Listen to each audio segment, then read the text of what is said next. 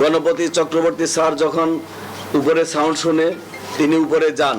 আড্ডা দেওয়ার ব্যাপারে জিজ্ঞাসা করলে, চ্যালেঞ্জ করলে আসামিরা তাদের পরিচয় প্রকাশ না করার জন্য, সমাজে তাদের যেন পরিচয় প্রকাশ না হয়ে যায়, তাৎক্ষণিকভাবে ওই স্যারের গলায় যে গামছাটা ছিল সেই গামছা দিয়ে পেঁচিয়ে উনাকে সেখানে হত্যা করেন। এরকম নির্ঝঞ্ঝাট, শান্ত, ঠান্ডা মানুষ আমি দেখিনি। একই সালে একই সাথে জয়েন করি।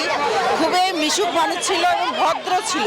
অন্য কোনো মায়ের বুক খালি নয়, এই ঘটনাতে একটা দৃষ্টান্তমূলক শাস্তির ব্যবস্থা চাই। রংপুর জেলা স্কুলের অবসরপ্রাপ্ত শিক্ষক সহ তার পরিবারের 4 জনকে হত্যা করেছেন মাদক সেবীরা। তাদেরকে মাদক সেবনে বাধা দেয়ায় রংপুরের মাছুয়াপাড়ায় এই ঘটনা ঘটে বলে জানায় পুলিশ।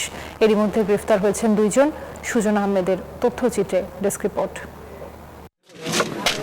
শনিবার রাতে বাসার ছাদে মাদক সেবন করছিলেন মুগ্ধ সীমান্ত। টের পেয়ে ছাদে যান অবসরপ্রাপ্ত শিক্ষক গণপতি চক্রবর্তী। তিনি তাদের মাদক সেবনে বাধা দেয়। তখন তাকে শ্বাসরোধ করে হত্যা করেন মাদক সেবীরা। এরপর একে একে তার মেয়ে আগামী চক্রবর্তী, স্ত্রী প্রীতিলতা চক্রবর্তী ও ছেলে প্রিয়ম চক্রবর্তীকে শ্বাসরোধ করে হত্যা করা হয়। সংবাদ সম্মেলনে এসব কথা জানায় পুলিশ।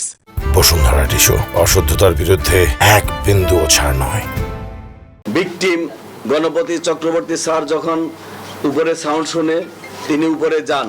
আড্ডা দেওয়ার ব্যাপারে জিজ্ঞাসা করলে, চ্যালেঞ্জ করলে আসামিরা তাদের পরিচয় প্রকাশ না করার জন্য, সমাজে তাদের যেন পরিচয় প্রকাশ না হয়ে যায়, তাৎক্ষণিকভাবে ওই স্যারের গলায় যে গামছাটা ছিল সেই গামছা দিয়ে পেঁচিয়ে উনাকে সেখানে হত্যা করেন।